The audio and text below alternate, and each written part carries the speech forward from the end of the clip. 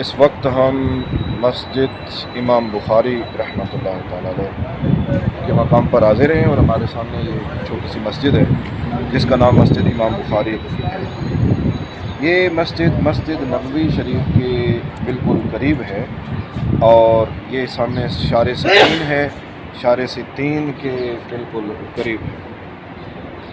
اس کے بارے میں غالب گمان اور معلومات یہ ہے کہ حضرت امام بخاری رحمۃ اللہ تعالی علیہ جب علم حدیث کے لیے مدینہ تشریف لائے تھے تو اس مقام پر ان کی رہائش تھی، یہ ان کی رہائش گاہ تھی، یہ وہ مقام ہے، مکان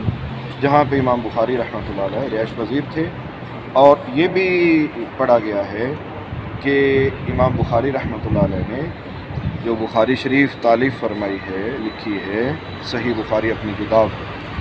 اس میں اکثر احادیث جو ہیں وہ اسی مقام پر بیٹھ کر انہوں نے لکھی ہیں۔ بخاری شریف میں کم و بیش 7,500 کے قریب احادیث موجود ہیں، اور امام بخاری رحمۃ اللہ علیہ کا لکھنے کا طریقہ یہ تھا کہ وہ ہر حدیث مصطفیٰ صلی اللہ علیہ وسلم لکھنے سے پہلے غسل فرمایا کرتے تھے، غسل کرتے تھے، پھر وہ استخارہ کرتے تھے، 2 رکعت نماز نفل پڑھتے تھے اور استخارہ کرتے تھے، تو اس کے بعد وہ حدیث مصطفیٰ جو ہے وہ اس کو کتاب میں درج کرتے تھے۔ تو ایک طویل عرصہ وہ اسی طرح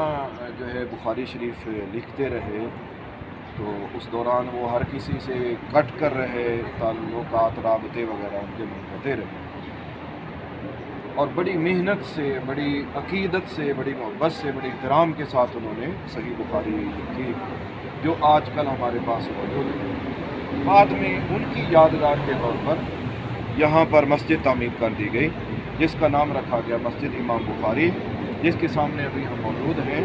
تو ہم نے بھی زیارت کی ہے، ہم نے مناسب سمجھا کہ ہم اپنے دوست احباب کو ویڈیو کی شکل میں اس کی زیارت کروا دیں، تو آپ احباب بھی اس کی زیارت کر لیں۔